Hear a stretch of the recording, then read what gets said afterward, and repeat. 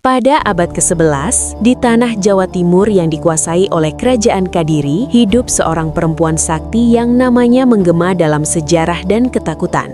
Calon Arang, atau dikenal juga sebagai Rangda, Dayu Datu dari desa Girah. Namun, kisah ini bukan hanya tentang kegelapan. Awalnya, apa yang kini dikenal sebagai ilmu leak bukanlah ilmu hitam. Dalam naskah kuno seperti Pancaksara, ajaran ini merupakan bagian dari jalan spiritual tinggi. Sebuah laku suci untuk mencapai moksa, pembebasan jiwa dari ikatan duniawi.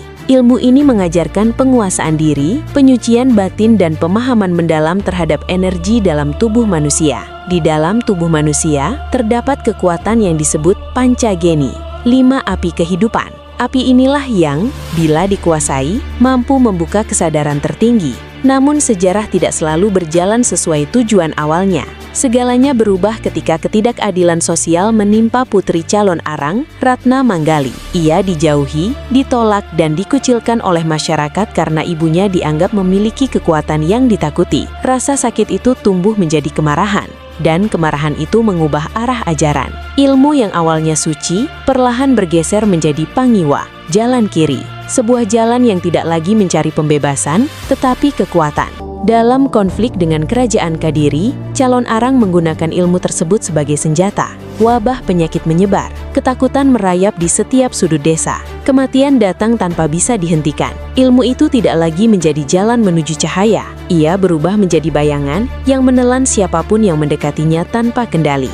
Seiring runtuhnya zaman dan bangkitnya kekuasaan baru, ajaran ini tidak hilang. Ia berpindah. Bersama gelombang pengaruh Kerajaan Majapahit, ilmu tersebut menyeberang ke Bali. Di sana, ia hidup kembali dalam bentuk yang lebih kompleks, terdokumentasi dalam berbagai lontar, salah satunya lontar pengeleakan. Di dalamnya tertulis, bagaimana seseorang dapat mengubah wujud bukan sekadar legenda, tetapi sebagai praktik spiritual yang memanipulasi energi dalam tubuh. Metamorfosis, perubahan bentuk, penguasaan energi. Namun, satu hal tetap menjadi garis pembatas. Ilmu ini bukanlah sekadar kekuatan. Ia adalah cermin dari niat manusia.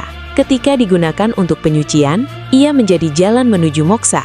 Namun ketika dikuasai oleh amarah dan dendam, ia berubah menjadi sesuatu yang ditakuti hingga kini.